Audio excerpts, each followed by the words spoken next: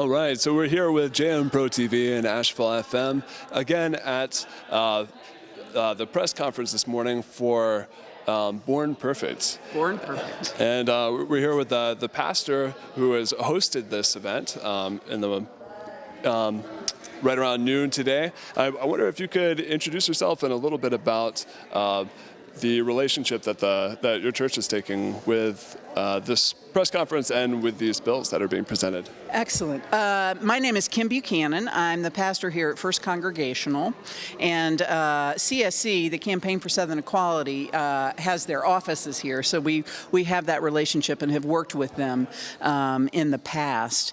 And we have been open and affirming, meaning that we welcome people of all sexualities to this congregation for a long time, a very long time. And so our interest in supporting all folks, especially our LGBTQ community, is very important to us as a matter of faith, because we believe that God has created each of us perfect, beautifully.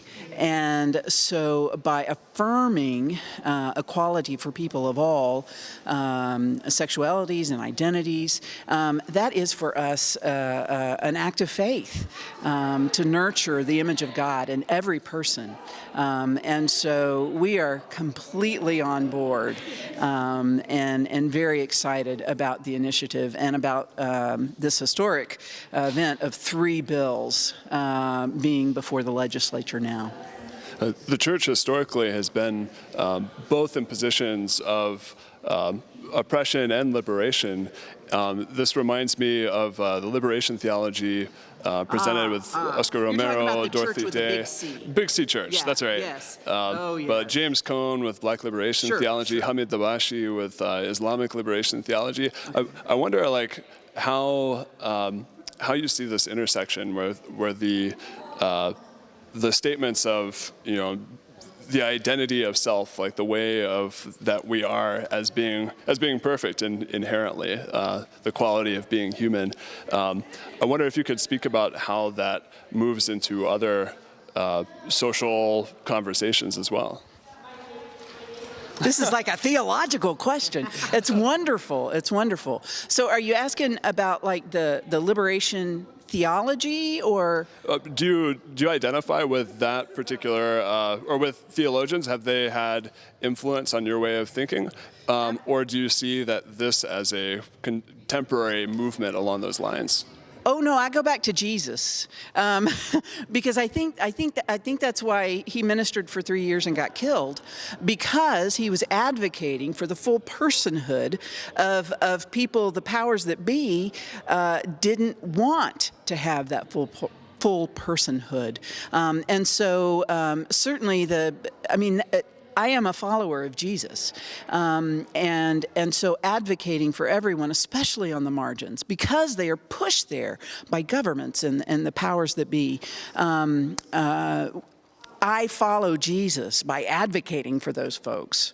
So, and I think that's at the ground. I wouldn't identify myself as a liberation theologian, but there's a lot that makes a lot of sense to me because of this advocating, as Jesus said in the Gospel of Matthew, for the least of these, for those who are on the margins, for those who have been pushed aside. Those are the ones we draw the circle wider, right? There we go.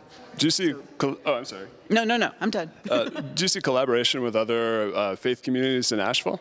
I hope so. I've only been here a year, and so I'm still learning. I do know there are a lot of congregations, or at least some, who are open and affirming as we are, and are very committed to justice for LGBTQ folks, but also racial justice, economic justice.